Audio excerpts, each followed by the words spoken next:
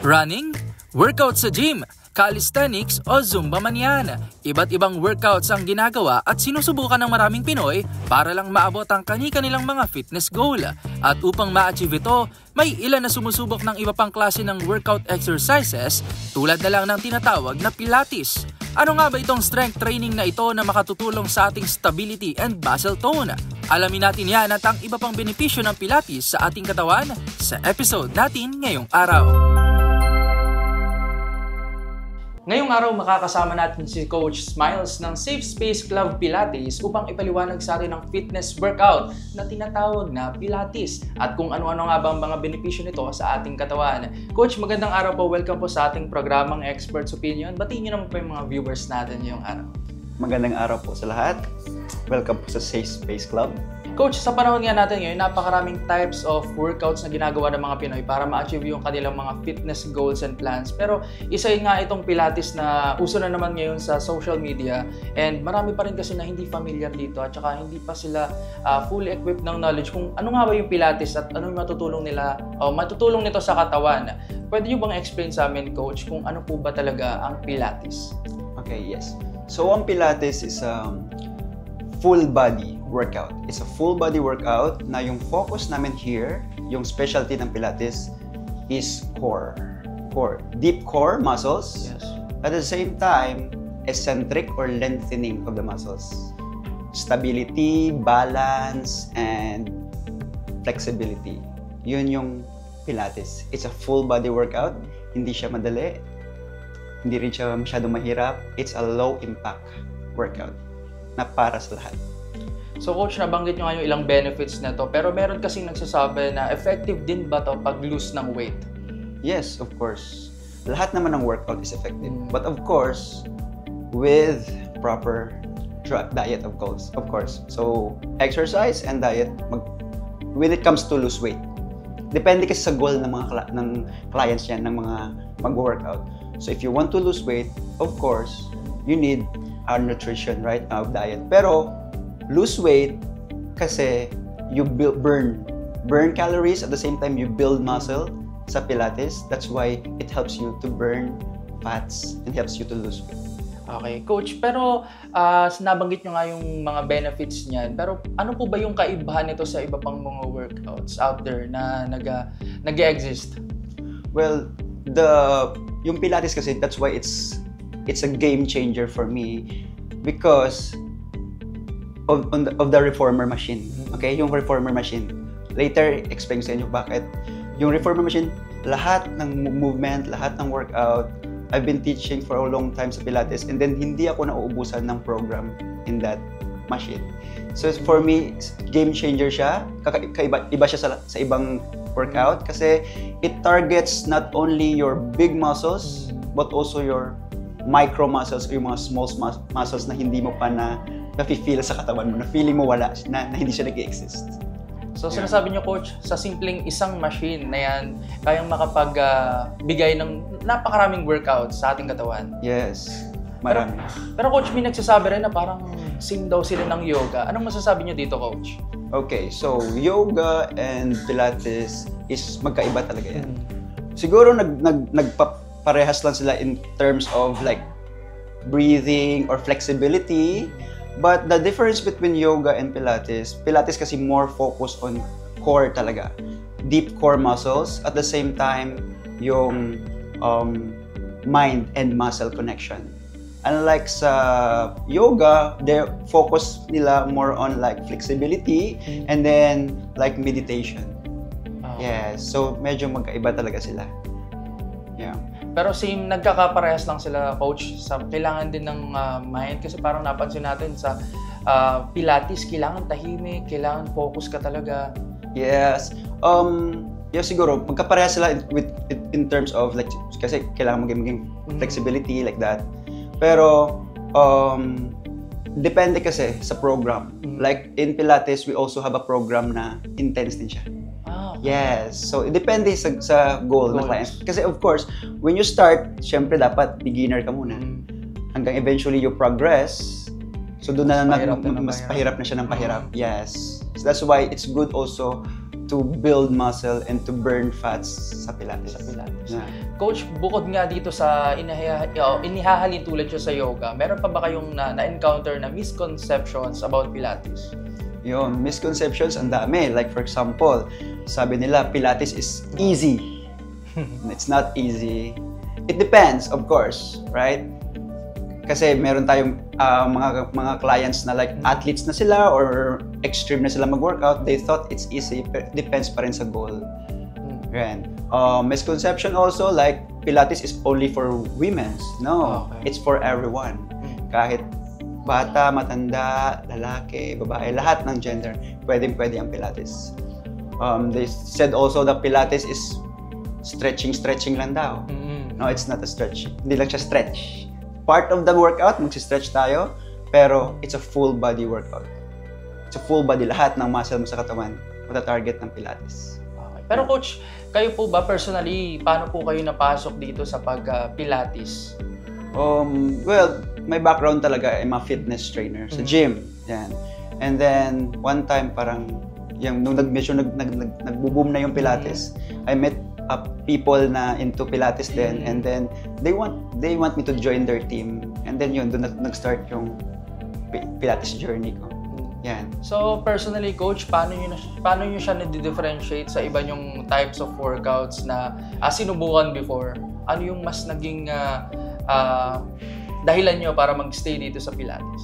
Yeah, I tried na lahat. I mean, maraming sport. Like I do martial arts before, I do yung gym, and then mga CrossFit like that. But yung Pilates is because nagustuhan ko siya kasi sobra siyang very precise yung movement niya. Tapos kailangan controlled, balance, kailangan stable lahat, you know. It's even pag-breathe lang, it's like you feel your body na kahit sa breathing pa lang, sa umpisa pa lang, you feel your body na yung connection mo sa mind and muscle connection, mafe-feel mo na. So for me, para siyang wow, it's a game changer for me when I tried Pilates. Before, nag-gym ako, I lift weights, heavy weights, pero nung nag-Pilates ako, para akong first time beginner ulit. So doon ko na-realize na, akala ko mas malakas na yung core ko.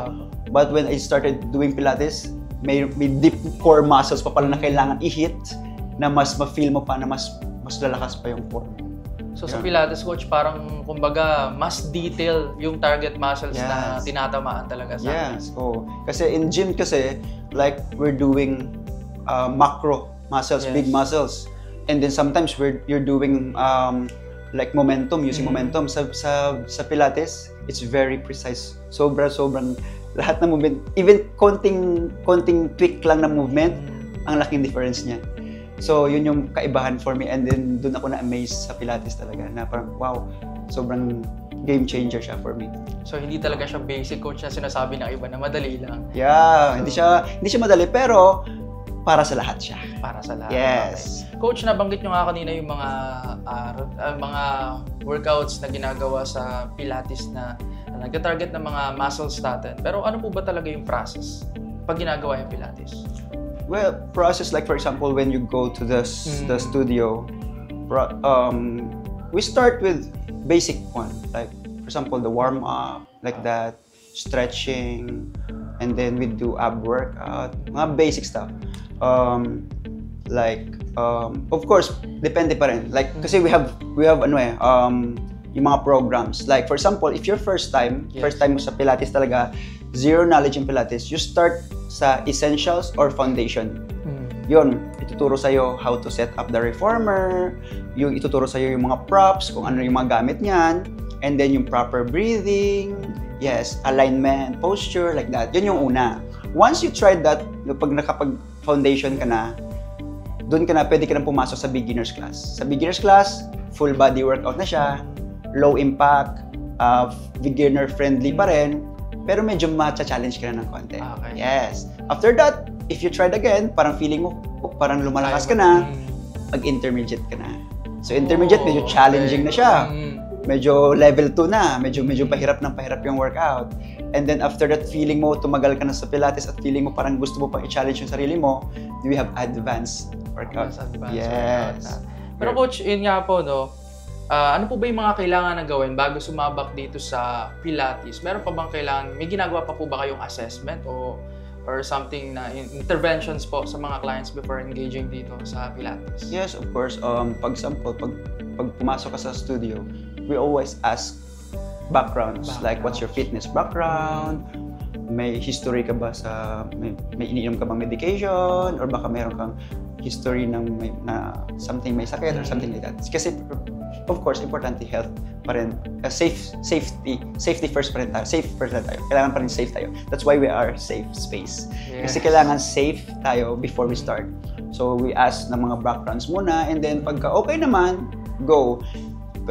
Tapos, of course, when it comes to working out, also proper attire din tayo. Like, for example, sa mga babae, we ask them to wear like mga leggings like that. And nakikita ng coach yung form. Kasi pag loose yung shirt minsan, kasi syempre hindi nakikita, di ba?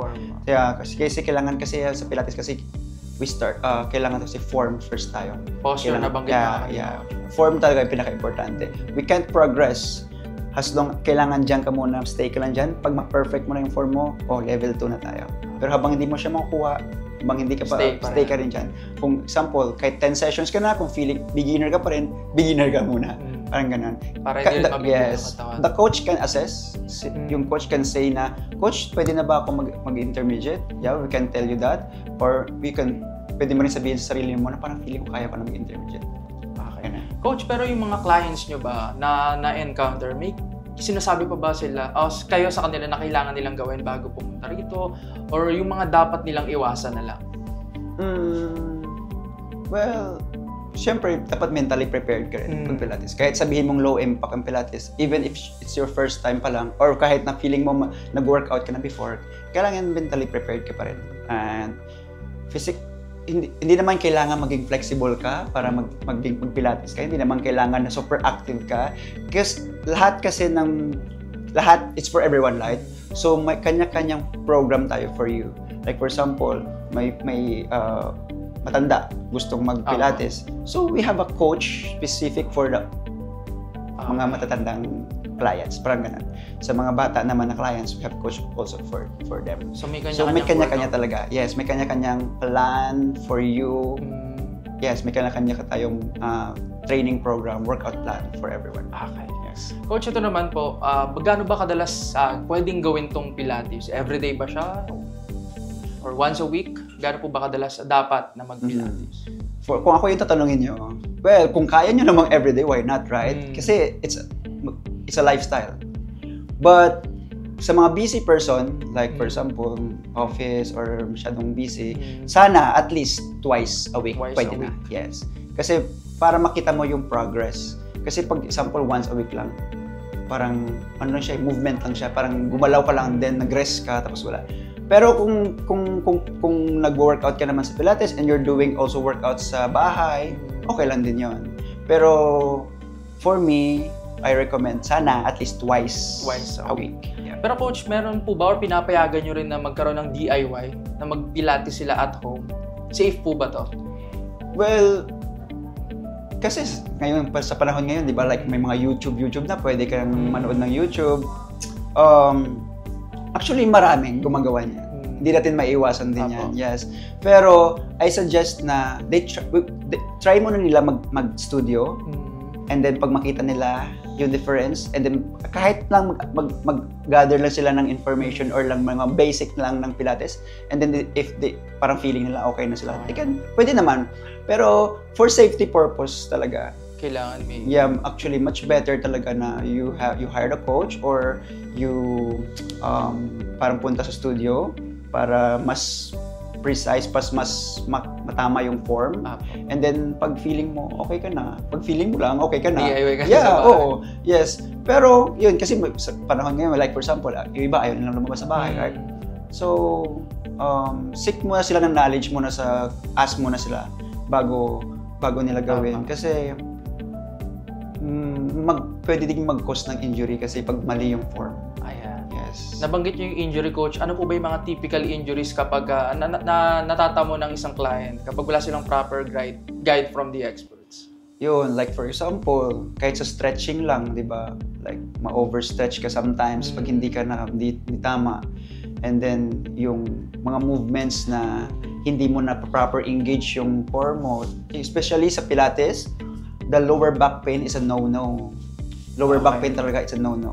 So, may mga workout kasi na sometimes if you're not engaging your core ng proper, yes, you're compensating, kumukuha ka ng power sa ibang muscle. So yun yung problem pagka hindi ka or hindi ka nakapag-try ng coach, nag-seek ng guidance ng coach. Yun. And then, yung mga normal, like other sports, like other workouts, yung mga same mga injuries nila. Pero ang maganda lang kasi sa Pilates is very, low impact siya. So, low impact siya, so mahirap magka-injury at saka mahirap magka-injury pagka Pilates ka, pagka nasa guidance ka ng tamang coach. Yes. Pero syempre, pagka para solo ka na, yes, yun, yung mga ganyan. So, that's why ang Pilates kasi also is a rehab din siya eh. May rehab side din siya. So, yung mga injury, pumupunta rin sa Pilates para yes, so may rehab side din yung Pilates. It's a full body workout, pero also meron tayong rehab side na yung may mga example, may injury, pwede sila magpa-treat na through Pilates. Ngayon naman, upang mas makilala at malaman natin kung ano nga ba ang Pilates at ang proseso nito, sasamahan ulit tayo ni Coach Smiles para ipakita sa atin ang mga basic routines na ginagawa niya sa isang client sa isang session. So, ang first natin na gagawin is we're gonna do a basic warm-up, stretch. Ang workout at ang warm-up na to, we call this a spine roll down. So here, we're gonna stretch your muscles here in your back to warm up your whole body, okay? So first, hands on your side, feet hip width apart. Okay, nod your chin, look down on the floor. Inhale through your nose, exhale mouth, roll down your spine. Coming from your upper back, mid-back, lower back, slightly bend the knees, fingertips reach the floor. Yes. Inhale, exhale, roll up. Slowly articulate your spine coming from your lower back, mid-back, and upper back. Straighten your knees, chest up, and look forward. Very good. Ang gagawin natin is, we're gonna do mermaid position, side flexion tayo para ma-stretch natin yung lats. Okay? Ito, side, okay? So, left knee, here. Good. And then right leg here sa likod. Yes. Give more pa. Nice. Now, left hand on the pedal. Right hand up on the ceiling. Inhale through your nose. Exhale, mouth. Push down the pedal. And then feel the stretch here in your lats. Very good.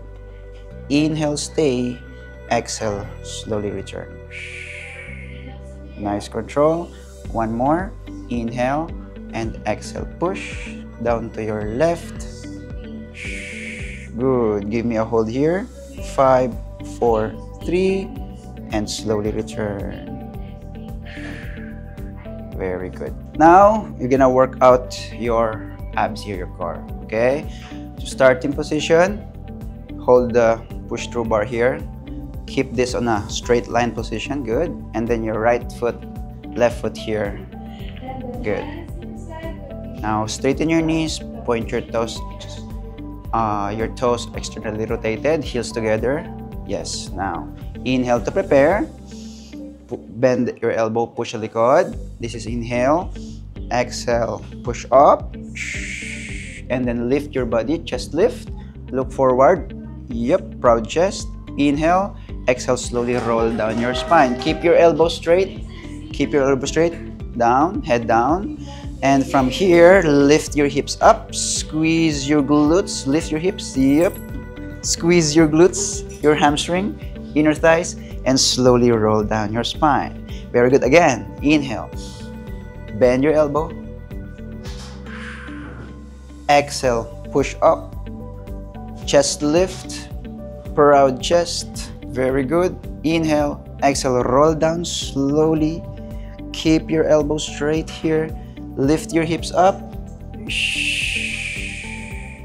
Inhale, exhale, roll down, head down. Coach Smiles, maraming salamat po muli sa pagpapaunlak sa aming programa and of course, for giving us and our viewers knowledge kung ano nga ba yung Pilates at para masubukan na nila ito. Pero before we end po, Coach Smiles, baka may message po kayo sa ating viewers and of course, invitation na rin po na subukan nila itong Pilates. Okay, so sa lahat ng gustong i-try yung Pilates, I encourage you na subukan yung Pilates. It's a very low impact workout na pwede sa lahat. Safe Space Club, we are located here sa second floor ng University Mall, Taft Avenue, beside LaSalle, Vito Cruz LRT Station. Nakapanayam rin natin ngayong araw ang owners ng Safe Space Club Pilates kung saan ibinahagi nila ang kanilang journey on choosing Pilates as their business at ang kanilang mga karanasan ng subukan ng fitness workout na ito. Actually, it started out after the pandemic. I was trying to find the perfect workout for me during that time. So, nag-try ako ng different workouts. I tried intense cardio workouts sa gym, mga ganon. But when I tried Pilates, it's very a game changer workout kasi unlike the intense gym workouts, dito, mas mafe-feel mo talaga yung improvement sa body mo. Even just in one session, parang you feel na tight yung thighs mo, pero after the session, medyo nagiging flexible na. Aside from that, aside from the physical improvements, na-feel ko rin yung improvement sa mental health. Kasi you kind of relax when you're in a reformer and wala kang ibang iniisip, kundi yung mga cues ng coaches mo kung paano mapabuti yung form mo, ganun. So, dito ako na-inspire kasi you see a lot of progress after each session. And so, I tried recruiting my friends to try Pilates din. So, may mga misconceptions about Pilates, di ba? Like, it's for girls only, it's for siguro mga bata or mga fit na. So, nung nalaman ko yung mga responses nila, dun nabuo yung idea na what if magtayo kami ng isang studio that would cater to everyone, na walang discrimination, walang any intimidation. So, kaya nabuo yung safe space. It's a safe space for everyone to practice Pilates and it's for any gender, age, any fitness level. So, dito safe kayo na gawin kung ano man yung gusto nyong gawin sa Pilates. Tulad namin, we're all working professionals, so we have busy lifestyles and 8 to 5 jobs. So usually yung pag-workout or pag-exercise nakakaligtaan na, and as mentioned nga by Coach Smiles, no, if you do a usual traditional workout, medyo mahaba yung recovery niya. So kumbaga hindi siya ganon ka-friendly for busy professionals and students also who are busy with studies. So yung Pilates, it's the perfect way for us to make sure na we are moving, we are taking care of not just of our bodies but also our minds, kasi talagang holistic yung impact ng Pilates sa isang tao. So yun, we were sold by the idea. That's why we opened din yung studio para mas madami yung maka-experience ng benefits ng Pilates. Yes, so I encourage everyone to join the Safe Space Pilates because as Cherry said, it's really a workout for everyone, regardless of your gender.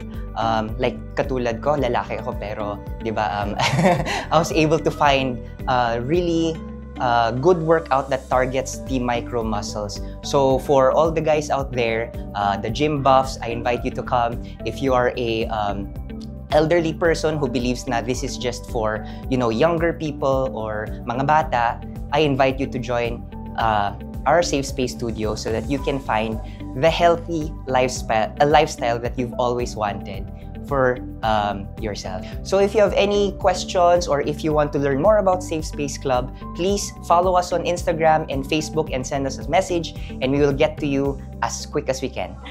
See you guys at the Safe Space Pilates Studio. Ayon nga sa mga eksperto, iba-iba man tayo ng paraan upang maabot ang ating mga fitness goals. Palagi pa rin tandaan na sa ating journey ay dapat pa rin i-priority ang pagiging healthy sa pagkain at maging sa ating lifestyle. Ika nga, lahat ng sobra ay masama, kaya dapat balanse lang. Magkita-kita tayo muli sa susunod na linggo kasama pa rin ang mga eksperto. Dito lang yan sa Experts Opinion.